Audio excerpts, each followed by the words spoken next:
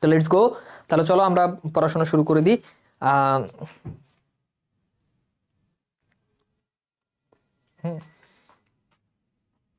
তো চলো আমরা আমাদের ক্লাসের দিকে আস্তে আস্তে চলে যাই। তো আমরা গত ক্লাসে যেই জায়গাতে আলোচনা করেছি আজকে আমরা তার ঠিক পর থেকে আলোচনা করব। আমরা দেখেছি যে হারটা হারিয়ে ফেলেছে, এন্ড হারটা হারানোর পরে আসলে কি অবস্থা হয়েছে আমরা সেগুলো নিয়ে আজকের ক্লাসে আলোচনা করব। ওকে ওকে, তো চলো আমরা গত ক্লাসে অনেক কিছু আলোচনা করেছি, মেজরিটি আমাদের আলোচনা শেষ। আর বাংলাভাষ বইটা রিস্টক হইতে কয়েকদিন সময় লাগবে, বই কয়েকদিন দু একদিনের ভিতরে বই প্রেসে চলে যাবে। ওকে, তোমাদেরকে কোর্সের শুরুর দিকে আমি বারবার বলছি যে বই নিয়ে নাও, বই নিয়ে নাও, অনেকেই নিবা নিবা করে আসলে আর না হয় না। হ্যাঁ, বউ ছাড়া ফ্যামিলি ট্যুর হয়? আমার বাপের বউ ছিল তো, বুঝছো? এটা তো আমার ফ্যামিলি না, বাপের ফ্যামিলি। ঠিক আছে, তোমাদের অনেকের টেস্ট এক্সাম সামনে আমি জানি। এই মুহূর্তে আসলে তোমাদের তাড়াতাড়ি ক্লাস হলেই তোমাদের জন্য বেটার, ক্লাস না হলে আসলে তোমাদের জন্য সমস্যা। তো চলো লেটস স্টার্ট, আমরা শুরু করি। তো ওটা আরো আগে তোমায় ফেরত দেওয়া উচিত ছিল, কারণ তা আমারও দরকার হতে পারতো। আমরা দেখেছি যখন মাতিলদা যখন তাকে এই হারটার কথা যখন বলছে, তখন মাতিলদা তাকে বলতেছে যে তার যেই বান্ধবী মাদাম ফরেস্টিয়ার তাকে বলছে যে ওটা তোমার আরো আগে দেওয়া দরকার ছিল। তার বান্ধবী সেই ভয় করেছিল, তেমন ভাবে সে গহনাটার বাক্সটি খুললো না।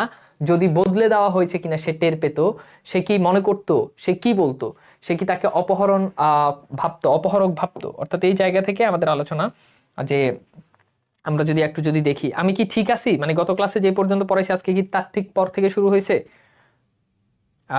একটুখানি যদি দেখো তাহলে আমার জন্য। রাফি একটু ইয়ে টানতো, ম্যাক টানতো, আমি একটু আবার একটু চেক করি, কজ এটা আসলে সে কি বলতো, সে কি গত ক্লাসে যে পর্যন্ত পড়েছে আজকে তার ঠিক পর থেকে শুরু হচ্ছে কিনা আমাকে একটু জান, মানে কোনো পার্ট মিসিং হয়েছে কিনা এটা একটু আমাকে এনশিওর করো, দেন আমি শুরু করতে পারবো। এটা লাগাই দে। যখন কাঁদতে দেখলো তখন আগে পর কাছে ও গাড়ির অফিস যখন গেল তখন প্যাট করে উঠে কেন লেভেল 4 রয়্যালে, এটা অবশ্যই মনে রাখতে হবে, এই দোকানের নাম ফেলেছে কিনতে হবে 36,000 ফ্ল্যাটে তারা অর্থাৎ হারের দাম। লইসেলের কাছে তার বাবার মৃত্যুর পর প্রাপ্ত 18,000। লইসেল যখন সন্ধ্যাবেলা যখন বসিয়ে ঠিক আছে না? জি ওকে, তাহলে ঠিকই আছে, ঠিক আছে ওকে। তারপর আমি একবার একটু চেক দিই, কজ মিস হইলে ওটা আসলে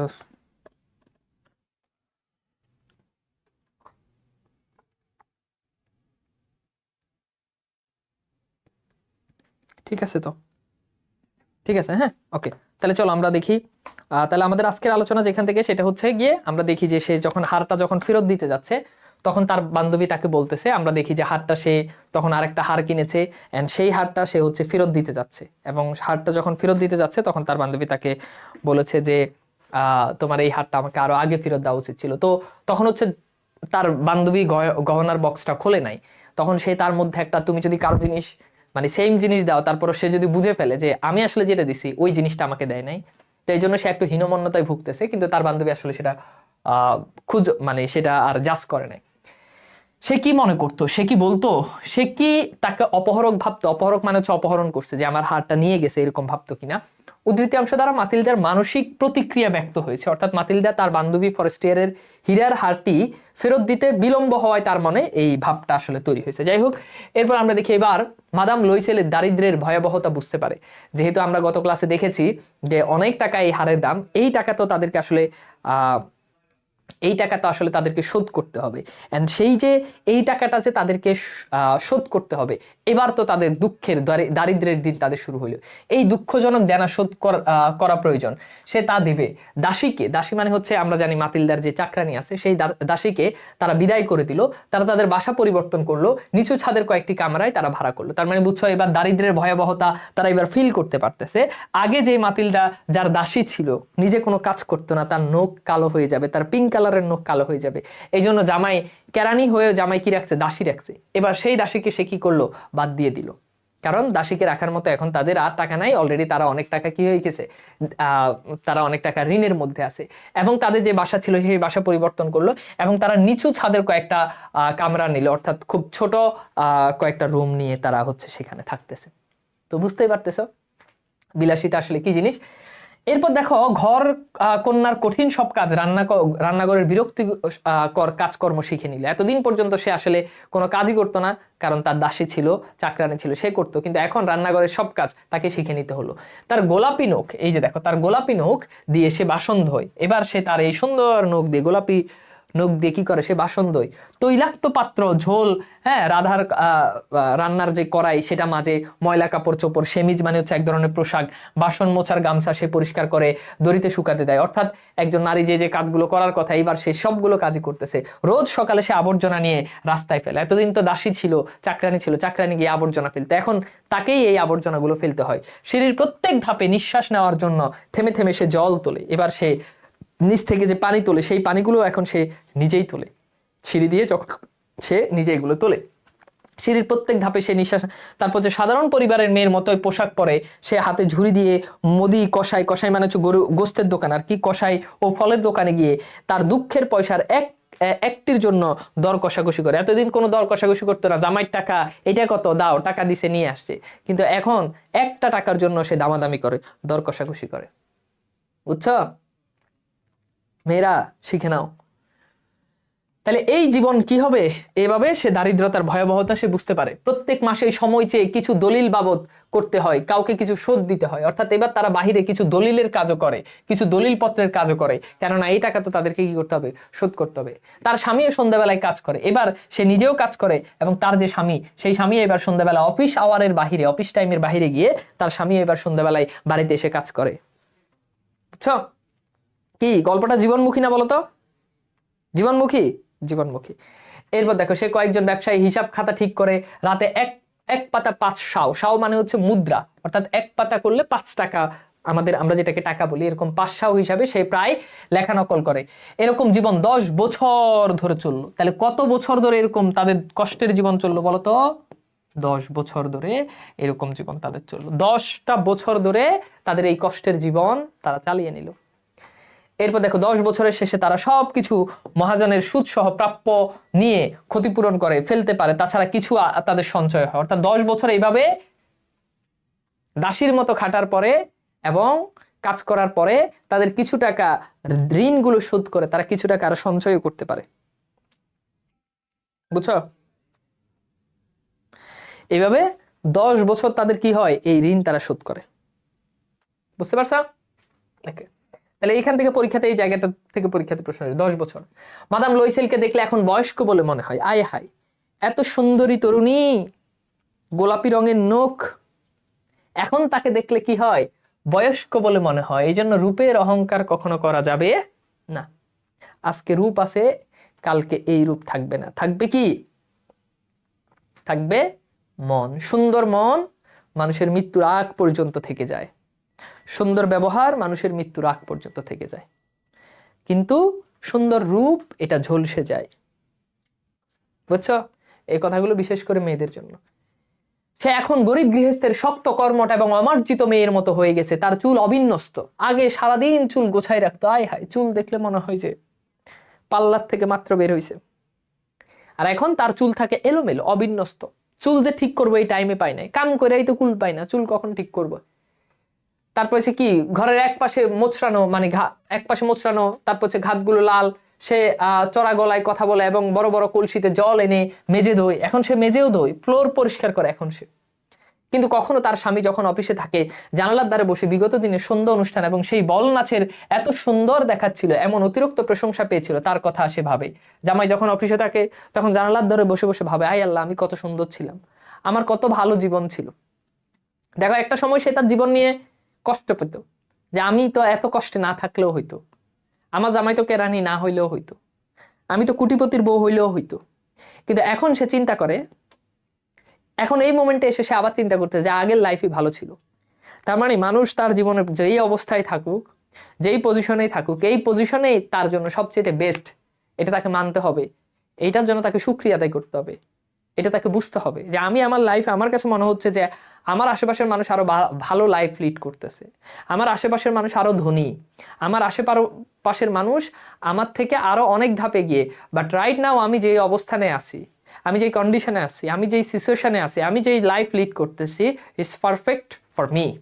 ওকে, এটা আমার জন্য সেরা, এবং এটার জন্য আমাদেরকে কি করতে হবে? শুকরিয়া আদায় করতে হবে। আর আমরা যদি সবসময় যদি হীনমন্যতায় ভুগি, আমরা যদি সব সময় যদি উপরের দিকে যদি তাকাই, তাহলে কখনোই আমাদের জীবনে স্যাটিসফ্যাকশন আসবে না, আমাদের জীবনে কখনো সন্তুষ্টি আসবে না, আমরা কখনো প্রপারলি আমাদের লাইফকে ইউটিলাইজ করতে পারবো না, এবং আমরা কখনো আমাদের লাইফের উপর আমরা আমাদের স্যাটিসফ্যাকশন লেভেলটা 100-তে 100 থাকবে না, 100-এ 100 কখনোই আসবে না। পৃথিবীর প্রত্যেকটা মানুষ তার নিজের জায়গা থেকে যদি সে মনে করে সে অসুখী, তাহলে সে ডেফিনেটলি সে অসুখী, রাইট? যার ঘর বাড়ি নাই সে চিন্তা করে যে আমার একটা একটা কুঁড়ে ঘর থাকলেই আমার লাইফটা আর অনেক সুন্দর, একটা কুঁড়ে ঘর থাকলে হবে। আর যার একটা কুঁড়ে ঘর আছে সে চিন্তা করে আমার একটা পাকা বিল্ডিং থাকলেই হবে। যারা একতলা একটা পাকা বিল্ডিং আছে সে চিন্তা করে যে এই একতলা পাকা বিল্ডিংকে কিভাবে 5 তলা বানাবো। যার একটা 5 তলা বাড়ি আছে সে চিন্তা করে কিভাবে এই 5 তলা বাড়িকে আমি 10 তলা বাড়ি বানাবো। যার 10 তলা বাড়ি আছে সে চিন্তা করে আমি কিভাবে আরেকটা 10 তলা বাড়ি বানাবো। তার মানে মানুষের যেই স্যাটিসফ্যাকশন, এইটা কখনোই কি না, এটা কখনোই স্থির না। প্রত্যেকটা মানুষ যদি চিন্তা করে এরকম, তাহলে কেউই সুখী না। তুমি যাকে দেখে মনে করতেছো সে সুখী, তুমি যার মতো লাইফ চাও, সেই মানুষটা আবার আরেকজনের লাইফ অনুকরণ করে। তুমি যার সৌন্দর্য দেখে তুমি তাকে অনুকরণ করো, সে আরেকজনের সৌন্দর্য দেখে তাকে অনুকরণ। তুমি যার ড্রেস আপ দেখে তুমি তাকে অনুকরণ করো, সে আরেকজনের ড্রেস আপ ফলো করে, রাইট? তুমি যার টাকা দেখে তাকে অনুসরণ করো, সে আরেকজনের টাকার জন্য আরেকজনকে অনুসরণ করে। তার মানে লাইফটা একটা সার্কেল। এখানে তুমি যদি তোমার লাইফে যা হচ্ছে, তোমার লাইফে যা আছে, এটা দিয়ে যদি তুমি সন্তুষ্ট হতে না পারো, তুমি যদি শুকরিয়া আদায় না করতে পারো, তাহলে তোমার লাইফ এমন হবে, রাইট? এর জন্য লাইফে কখনো চাহিদা থাকা যাবে না। ওকে, এরপর দেখো, যদি সেই গলার সেই হারখানা না হারাতো তাহলে কেমন হতো। এবার সে চিন্তা করতে যে আমি যদি হারটা না হারাতাম তাহলে হয়তো আমার লাইফে এই দুর্দিন আসতো না। কে জানে, কে বলতে পারে কি অনন্য সাধারণ এই জীবন, তার মধ্যে কত বিচিত্র। সামান্য একটি বস্তুতে কি হয়ে একজন ধ্বংস হয়ে যেতে আবার বাঁচতেও পারে। তো সামান্য একটা বস্তুর কারণে আজকে তার জীবনটা এই অবস্থায় এসে ঠেকেছে। এক রবিবারের সারা সপ্তাহের নানা দুশ্চিন্তা মন থেকে দূর করার জন্য সে চাম্পাস অ্যালিসিস, এইটা একটু মনে রাখবে, এটা একটা বেসিক্যালি এটা একটা পার্কের নাম। তো তার মনে যে কষ্ট দুঃখ, এই কষ্ট দুঃখগুলো সে দূর করার জন্য সে এই পার্কে গিয়ে সে ঘুরে বেড়াচ্ছিল। হঠাৎ একটা শিশু নিয়ে ভ্রমণরতা এক মেয়ে তার চোখে পড়লো। অর্থাৎ ওখানে যখন ঘুরে বেড়াচ্ছে তখন সে তখন একটা নারী তার চোখে পড়লো, মাতিলদার চোখে পড়লো। সে হলো মাদাম ফরেস্টিয়ার। এবার 10 বছর পরে সে এই মাদাম ফরেস্টিয়ারকে দেখলো, যার হারখানা ফেরত দিতে তার এত কষ্ট হয়েছে, তার জীবনে এত দুঃসময় নেমে এসেছে, তাকে সে দেখতে পেল। সে এখনো যুবতী। এবার সে তার বান্ধবীকে দেখে, তার বান্ধবী এখনো যুবতী, এখনো সুন্দরী, এখনো আকর্ষণীয়। অর্থাৎ সে ছিল সবচাইতে সুন্দরী। সময়ের পরিবর্তনে, কালের বিবর্তনে আজকে তাকে দেখে মনে হয় বয়স্ক নারী, আজকে দেখে তাকে আর সুন্দরী মনে হয় না। কিন্তু তার যে বান্ধবী 10 বছর পরে দেখেও তার বান্ধবীকে দেখে সে এখনো যুবতী, সে এখনো সুন্দরী, সে এখনো আকর্ষণীয়, তাই না? এটাই তো হয়। মানুষের রূপ যেটা, এটা খসে পড়ে যায়। এটা কারো 5 বছর থাকে, কারো 10 বছর থাকে, আলটিমেট এটা কারোই থাকে না, তাই না? দেখে মাদাম লুইসের মন খারাপ হয়ে গেল। মন খারাপ হওয়াটা স্বাভাবিক। সে কি ওই মেয়েটির সঙ্গে কথা বলবে, অর্থাৎ তার বান্ধবীর সাথে কথা বলবে? হ্যাঁ, অবশ্যই বলবে। তাকে যখন সব শোধ করা হয়েছে তখন সবকিছু খুলে বলবে। কেন বলবে না? সে মেয়েটির কাছে এগিয়ে গিয়ে বলল, সুপ্রভাত জেনি। এই জেনি শব্দটা এটা সম্বোধনার্থে ব্যবহার করা হয়েছে, সুপ্রভাত জেনি।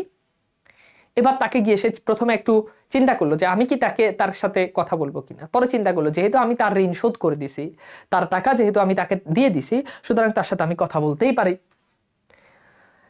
তো আমরা একটু দেখি মাদাম লুইসেলের দারিদ্র্যের ভয়াবহতা বুঝতে পারে কিভাবে। স্বামী চাকরি হারালে, পিতা চাকরি হারালে, দুঃখজনক দেনার কারণে, তারপর হচ্ছে পিতার মৃত্যুর পর কোন কারণে সে বুঝতে পারে বলতো?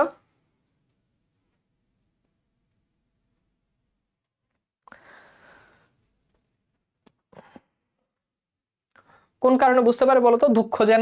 দুঃখজনক যে দেনা, এটার কারণে সে বুঝতে পারে। এরপর বলছে তার দাম দিতে 10 বছর লেগেছে। এখানে কিসের কথা বলা হয়েছে, কিসের দামের কথা বলা হয়েছে বলতো?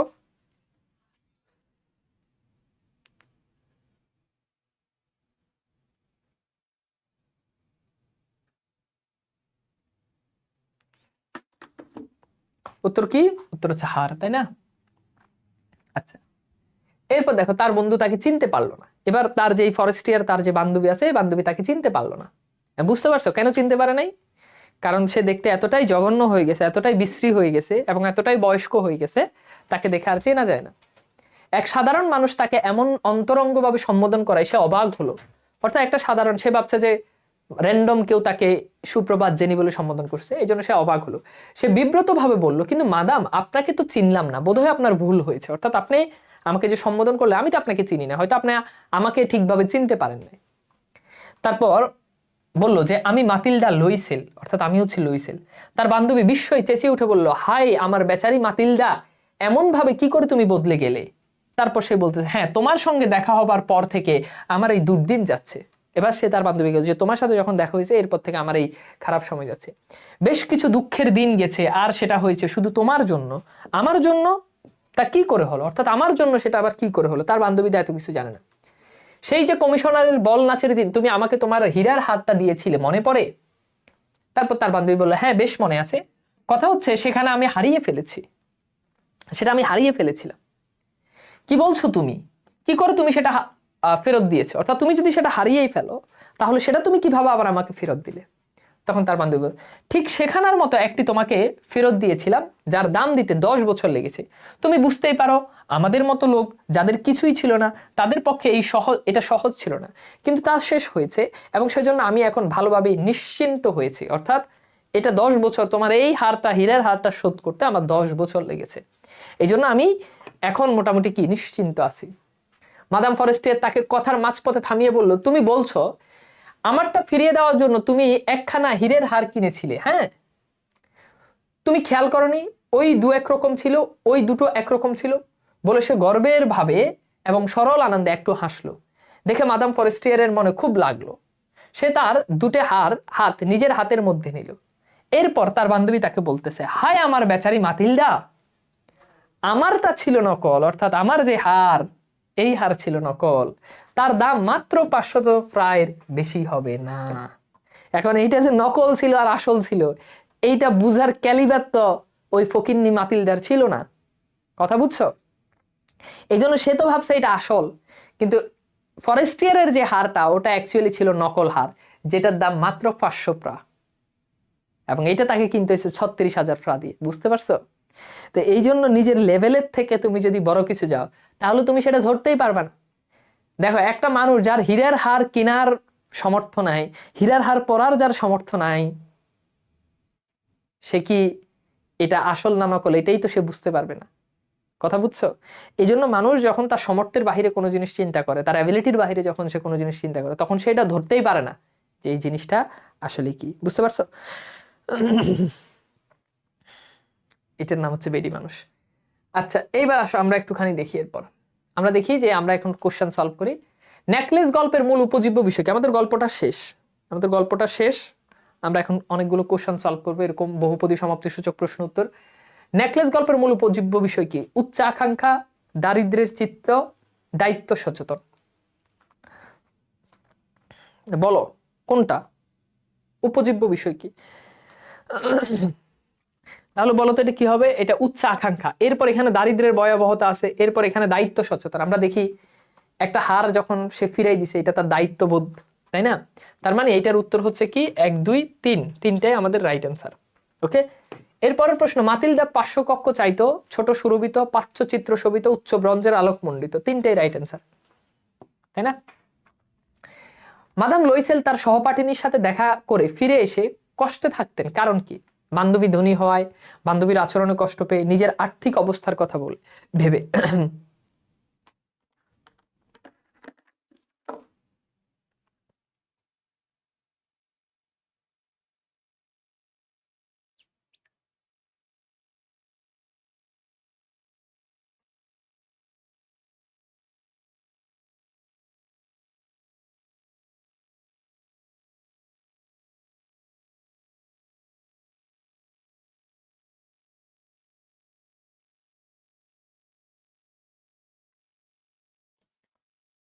কি হবে বলতো? এটার উত্তর 2 নাম্বারটা হবে না, 1 এবং কি হবে 3 হবে। তো 1 এবং 3 আছে আমার অপশন খতে। ওকে, নেকলেস গল্পে মেয়েটি অনুষ্ঠানে যেতে চায় না যে কারণে ইচ্ছে নেই, পোশাক নেই, মণিমুক্তা নেই। কোন কারণে সে যেতে চায় না বলতো?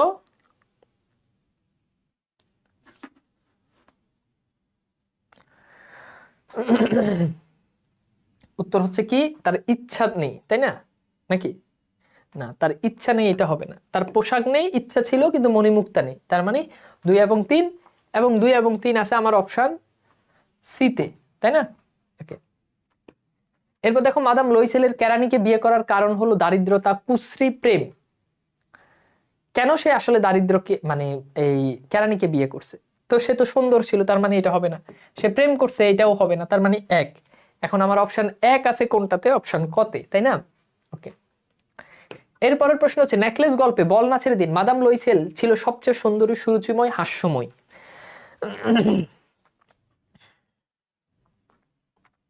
তাহলে কি হবে বলতো? 3টাই হবে, রাইট? তো 3টাই যদি হয় তাহলে আমার অপশন ডি হচ্ছে রাইট অ্যান্সার। ওকে, এরপর দেখি হার খুঁজে পাওয়ার জন্য মাদাম লুইসেলের স্বামী গিয়েছিল পুলিশের কাছে, গাড়ির অফিসে, গহনার দোকানে। এখন বলো, হার খুঁজে পাওয়ার জন্য কি গহনার দোকানে গিয়েছিল? গহনার দোকানে যায় নাই। তার মানে 1 এবং 2 হচ্ছে সঠিক উত্তর। দেখো মনে রাখবা, এই ধরনের কোশ্চেনগুলো সলভ করতে একটু মাথা খাটাইবা।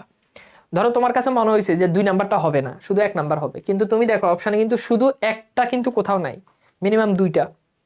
সো উত্তর 1 এবং 2। এরপর দেখো নেকলেস গল্পে আভিজাত্য বলতে বোঝানো হয়েছে সহজাত চাতুর্যতা, প্রাকৃতিগত নারীর নমনীয়তাকে। 2 নাম্বারটাকে বোঝানো হয় নাই, 1 এবং 2 আমরা পাঠ্য বইয়ে পড়েছি। তার মানে সঠিক উত্তর হচ্ছে অপশন ক। এবার চলো আমরা কিছু অভিন্ন তথ্যভিত্তিক প্রশ্ন উত্তর দেখি, যেগুলোতে আমাদের উদ্দীপক টাইপের থাকবে, সেখান থেকে আমাদেরকে এমসিকিউ সলভ করতে হবে। বড়লোকের আত্মীয়র বাড়িতে যাওয়ার জন্য তাহমিদ বন্ধুর দামি মোটরসাইকেল ধার করে নেয়। রাতে গাড়িটি চুরি হয়ে যায়। সে বিষয়টি বন্ধুকে জানালে বন্ধু বলে, কি আর করার, যা হওয়ার সে তো হয়ে গেছে। এমন বন্ধুই তো দরকার, নাকি? বাইক নিমু, সরে নিয়ে যাবে, আর বন্ধু বলবে যা হওয়ার তা তো হয়ে গেছে, তাই না? তো এখন আমরা যদি একটুখানি দেখি, উদ্দীপকে তাহমিদ নেকলেস গল্পের কোন চরিত্রের প্রতিনিধিত্ব করে? বলো, উদ্দীপকে নেকলেস গল্পে তাহমিদ কোন চরিত্রের প্রতিনিধিত্ব করে?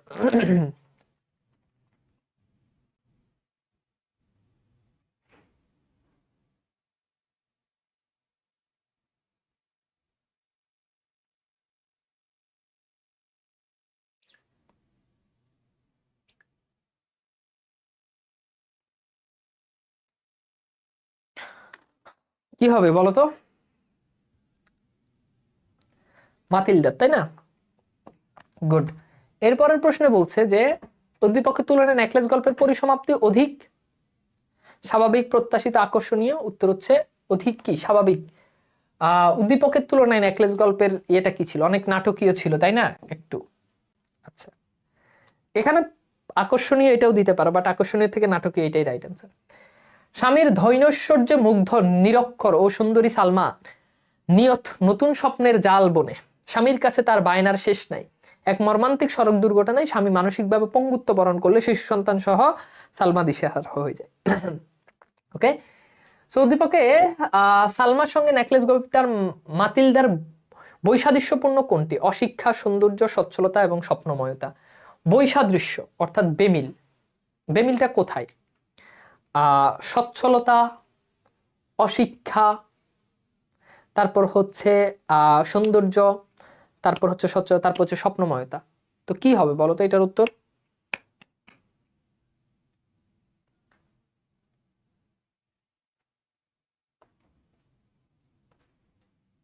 গুড। ওকে, তাহলে খেয়াল করে দেখো, আমরা যদি দেখি উত্তর হচ্ছে স্বপ্নময়তা। ওকে, নেকলেস গল্পে কোনটি বৈশিষ্ট্যপূর্ণ উদ্দীপকের প্রতিবিম্ব? ঘটনার আকস্মিকতা। তাহলে বলো তো এটা কি হবে? ঘটনার আকস্মিকতা, তাই না?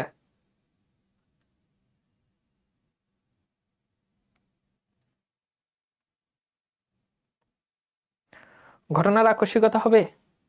আকস্মিকতা মানে হচ্ছে হঠাৎ করে, হঠাৎ করে ঘটে যাওয়া জিনিস, তাই না? তাহলে এটাই রাইট অ্যান্সার। এরপর দেখো, কবির সাহেব তার চাকরির বেতনে মোটামুটি সংসার চালিয়ে নেয়, কিন্তু স্ত্রী রাখির আকাঙ্ক্ষা এবারের ঈদে ব্যাংকক থেকে শপিং করবে। গুড।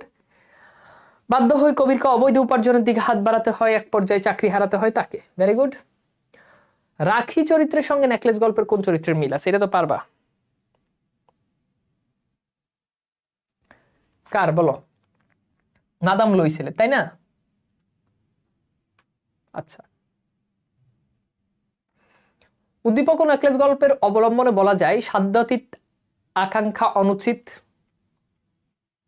বুঝছো? আচ্ছা, পরিণতি ভেবে কাজ করা উচিত। ওকে। সর্বোপায় প্রিয়জনের দাবি মেনে নেওয়া উচিত না। ঠিক আছে, তাহলে সাধ্যাতীত আকাঙ্ক্ষা থাকা উচিত এবং 1-2। সো 1-2 আছে আমার অপশন কতে। প্রিয়জনের দাবি সবসময় যে মানতে হবে এটা না। প্রিয়জনের জন্য কি চুরি করবা? বলো। প্রিয়জনের সব দাবি মানতে হবে এমনটা কোনো বিষয় না। দীপার বড়লোক বোনের মেয়ের বিয়ে, সেখানে যাওয়ার মতো তার কোনো গহনা নেই, তবু সে যা আছে তার সাথে মিল রেখে সিটি গোল্ডের কিছু গহনা কিনে নিল। গুড, ভালো মেয়ে। তাহলে এইবার আমরা দেখি নেকলেস গল্প উদ্দীপকে দীপার বিপরীত চরিত্র কোনটি? তাহলে কি হবে?